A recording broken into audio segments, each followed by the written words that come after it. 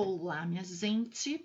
Bom, seguinte, nós vimos, né, o sistema urinário na aula anterior. E como eu combinei com vocês, a gente vai parar no sistema nervoso. Então, nós estamos no capítulo 6. E o sistema nervoso, ele não é nervoso porque ele é brabo. O sistema nervoso, ele consegue integrar todos os outros sistemas do corpo, inclusive ele mesmo. Então, essa é a célula mais característica do sistema nervoso, chamada neurônio. Não existe só ela, nós já vamos dar uma olhadinha nas outras. Então, o neurônio, isso é muito importante, é constituído de corpo celular, que é onde eu encontro o núcleo, as organelas, seria a minha célula em si, né, o citoplasma. Esse citoplasma, ele tem prolongamentos, que eu chamo de dendritos, lembra de dedos? Ó. Esses dendritos conseguem se comunicar com outros neurônios. E nós temos o axônio, que é um prolongamento desse neurônio, também da membrana plasmática. Aqui o axônio ele encaminha o estímulo, o impulso nervoso, e o dendrito ele recebe. Né? Então, a direção é sempre dendrito, axônio, dendrito, axônio. Essa bainha de mielina que vocês estão vendo aqui, ela é formada por células que contêm muita gordura. Então, fiquem com isso na cabeça, que a gente já vai entender o que acontece. Vamos imaginar que o neurônio é como se fosse um cabo elétrico. Então, aqui está passando cargas elétricas. É por passar essas cargas elétricas que eu consigo acender a luz, por exemplo. Não no meu corpo, lógico, mas fora, né? A luz mesmo, a energia elétrica, ela é uma passagem de cargas elétricas. E o que acontece? Quando eu tenho gordura, é como se eu estivesse envolvendo esse cabo elétrico em borracha. Só que aqui não é borracha, é gordura. Onde eu tenho a gordura, não passa essa carga elétrica. Onde eu não tenho, passa. Então, a carga elétrica, ao invés de ela ir assim, ela vai saltando. E ela chega no final de uma forma muito mais rápida. Então, como eu falei para vocês, esses são os neurônios. E aqui são outras células, chamadas anticélulas da glia, chamada gliócitos.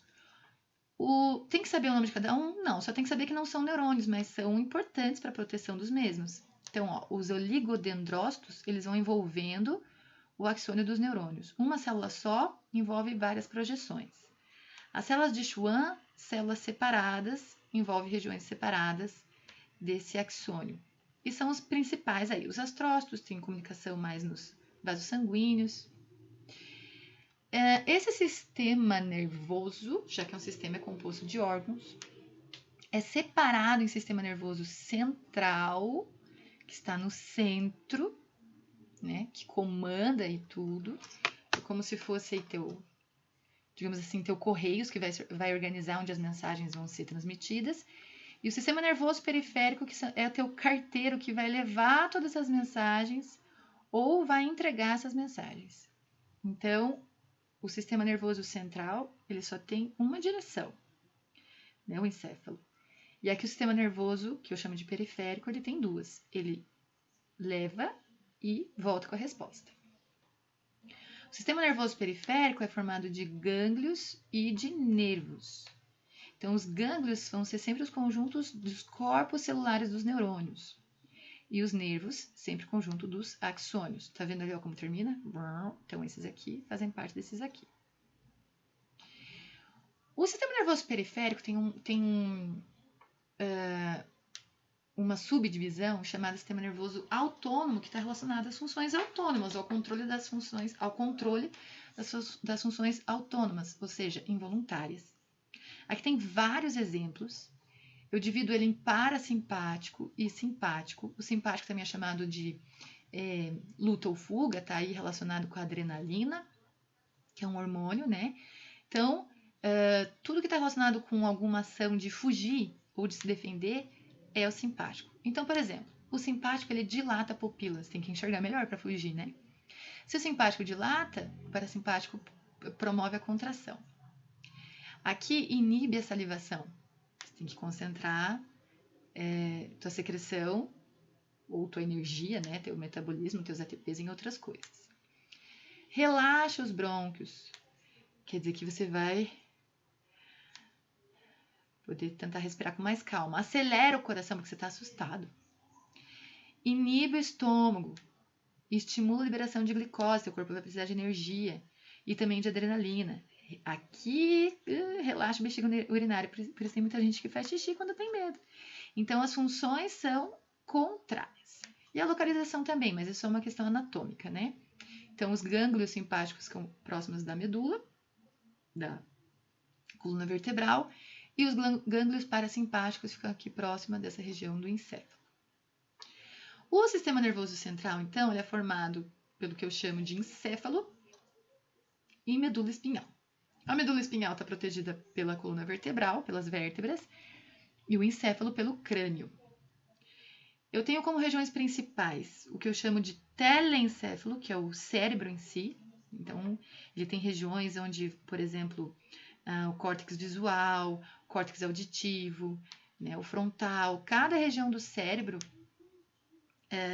tem uma comunicação, uma recepção diferente para o sistema nervoso periférico. O corpo caloso, se eu pego esse cérebro aqui e corto ele aqui no meio, passo uma faca bem aqui assim, a metade dele é isso. A outra metade vai ser bem semelhante, então esses são os hemisférios, a metade do cérebro. O tálamo, junto com o hipotálamo, forma o que eu chamo de diencéfalo, estão relacionados aí a regulações de processos do corpo, que a gente vai ver quando a gente vê sobre hormônios, assim como a hipófise, que está embaixo do hipotálamo. O mesencéfalo é formado pela ponte e pelo bulbo. Então, esses três formam o que eu chamo de tronco encefálico. O mesencéfalo e a ponte, assim como o nome sugere, né, tem a comunicação entre os sistemas. E o bulbo, ele está relacionado à regulação de funções do corpo também involuntárias. Frequência cardíaca, respiração, pressão arterial. Por fim, o cerebelo, ele está relacionado ao equilíbrio do corpo, à coordenação motora. Isso aqui é bem importante. O conjunto de axônios, ele dá um aspecto